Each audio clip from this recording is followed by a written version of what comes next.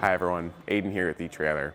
Today we're going to be taking a look at and showing you how to install this Yakima BaseLine FX roof rack system on our 2019 Honda Civic. So big picture on roof racks, what are they good for? Really, it's just going to be a way to mount up accessories, especially with something like our Type R right here. We are going to have limited options to carry accessories because we might not have any hitch options or any very desirable hitch options. And a roof rack is a great way to get some extra storage space. Whether we choose to mount up a bike rack up here, a box for some extra storage on road trips, a basket, a kayak carrier, really any sort of possibilities are endless with this, and it gives you a lot of room to expand and carry extra stuff. Now, this one in particular is going to be a flush mounted roof rack, which means that the crossbars here, the part that actually extends over the roof of the car, ends in the tower here. So there's no overhang here. With a low down car like this, it is going to be nice because we don't have any sort of objects in our way whenever we're getting into the car. We're not going to hit our head as much. And it just gives it a very clean and complete look where everything just kind of ends right here in a custom fit application. Speaking of custom fit, it's going to use a custom fit kit that actually adapts and forms around the ridges of our roof that helps it clip into place, and utilize these clips that go into our door jambs to give us a nice solid contact and a hold on the roof. Everything here is designed specifically for this car in this application. Everything from that clamp and that fit kit all the way up to even the length of the crossbars, using a shorter one in the back and a longer one in the front, just to make sure that we get the proper fit and everything is all in that foot pack without any extra overhang out to the side.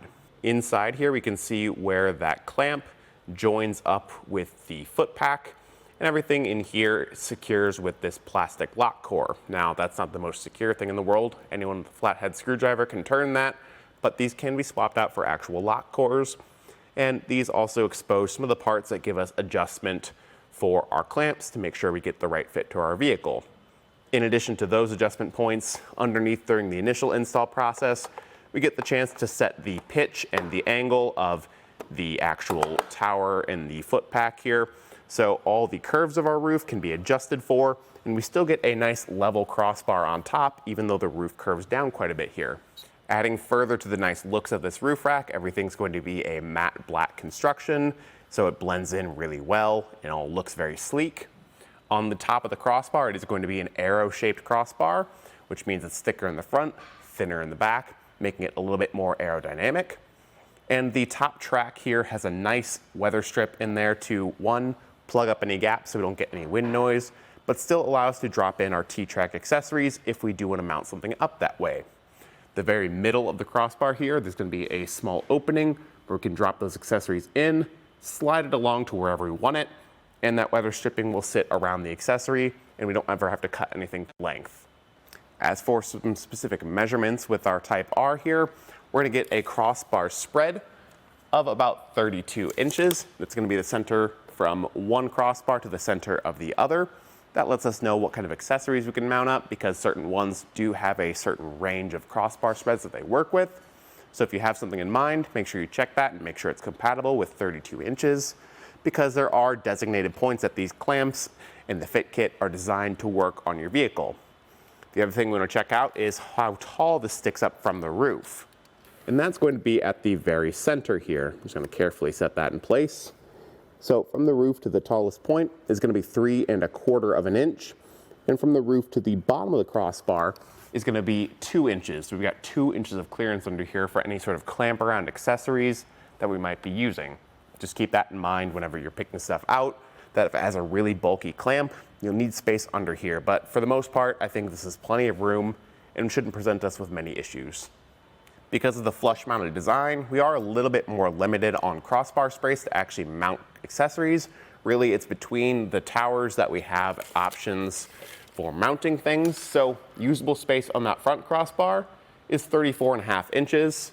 And usable space on the back crossbar is only 33 inches. So if you're maybe looking at something like a rooftop box, make sure you check the width of the box. If it's anything larger or wider than 33 inches, that narrowest measurement at the back, then it might not fit very well on this roof rack or fit at all. You also have a 165-pound weight capacity here. Keep in mind that that's what the roof rack is rated for, not necessarily the roof of your vehicle. So go by the lowest rated component in that system and be mindful of any accessories you mount up. If you put a 40-pound box on top of this rack, you're gonna have to take away 40 pounds from the overall capacity. And overall, I think it's gonna be a really solid option. If you like the idea of something that's gonna be flush mounted like this, then I think this is a really great way to go because Yakima does a great job designing their kits to have an excellent fit. This one is no different. It's on there very solid and secure. All the points of adjustment let us really match this to the contours of our vehicle roof and make sure it's a perfect fit. The styling I think is really nice and complements the Honda Civic quite well. And then again, the install process here is pretty straightforward. We'll walk through the process with you now though, so you can see how it's done. Now, starting off the installation, it is going to be a somewhat more involved process, but it's going to be pretty straightforward too, thankfully. The crossbars in this kit come pretty much fully assembled. We just need to make some adjustments that are going to be for our specific install process for the Type R behind me. So, to start off, flip this upside down. This is going to be our front crossbar. You want to install that one first because we'll base some measurements off of it once it's installed. Then you want to take note of a couple things. We've got these hash marks on the feet below. That's going to be used to measure our distance or our spread between the two to see how far out they're set. And then also very lightly on the bottom of this crossbar, it's really hard to see, but there's going to be an arrow. We want that pointing away from us. So on camera, it's going to be pointing towards you guys. I'm just going to flip this around real quick. And the first thing we want to do is take our provided tool and loosen up some of these screws to set the spread of our feet. The first screw is going to be the innermost one. When we loosen that up, that should allow this to slide back and forth and set the spread. So I'm going to do that on both sides, measure from this line to the other one, and make sure it matches the number in our instructions. Once you're happy with the measurement between those two hash marks for your M1 measurement, then you can come back through with that same tool and tighten them back down. Now it's important to note, I'm actually not going to tighten this down all the way just yet because that also controls the pitch of these feet. So again, reference your instructions, find the P1 code, and that's going to indicate whether you're in this straight position, a rotated front, or a rotated back position. So you can see here as I have these loose, I can rotate and kind of push this into place. Basically, you want to look at where this screw is. If it's dead center, that's going to be position B. If it's towards the front where that arrow is facing out in the center of our crossbar, that's position A, and all the way back is position C. I'm shooting for position A on my front crossbar. Once you're happy with the position, you can come back through and now fully tighten down it using the included tool, and you'll hear it click whenever it's torqued down properly. Now again, make sure you reference your instructions because that position is going to be different for different vehicle applications. We can now turn our attention to the toe angle. That's going to be just another adjustment point, moving from this bolt on the inner side of the bar to the bolt on the outer side. Again, loosen it up, reference the instructions for T1, and whether it's in the middle right here, that's going to be position 2. Up top like that's going to be position 1, and on the bottom is going to be position 3. So for our application, I'm going for position 1 on the front crossbar for this particular vehicle. Repeat that process on the other side. Once all those adjustments are made and tightened down, take the rubber pads from your fit kit, pop those into place, just matching the shape up, that arrow facing out. Push it in so it's all seated properly, and then take off the end cap cover here on the actual tower, and then repeat that on the other side, and we'll bring it to the car. Making sure that the thicker end of the crossbar is facing towards the front of the car, and just get it loosely in place right now. We want to take a measurement from where the windshield ends to the start of this pad. That's going to be M2 in our instructions. to make sure we have the right position and take that measurement on both sides so that it's running evenly across.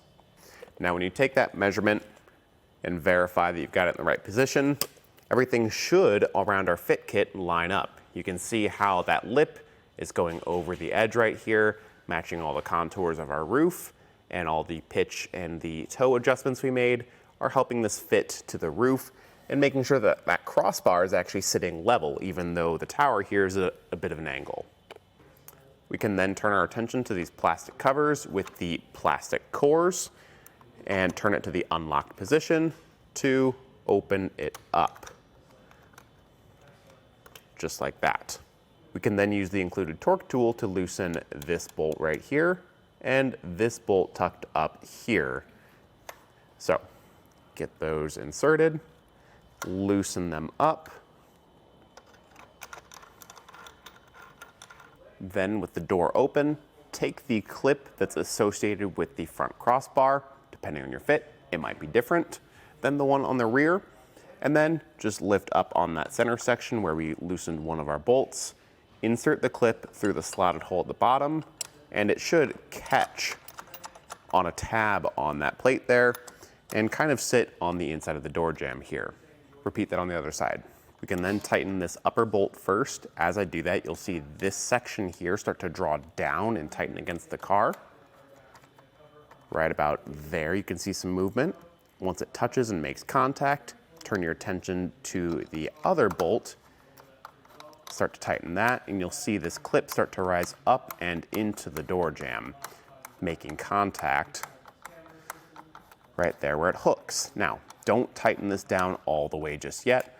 I'm having it just barely start to make contact. Repeat that on the other side so we don't tighten it over to one side completely. Do it evenly on both sides until they're both torqued down to spec. Once you have it finally tightened down, make sure it gets torqued on both of those bolts so that everything is tight and properly secured. Pop that cover back down.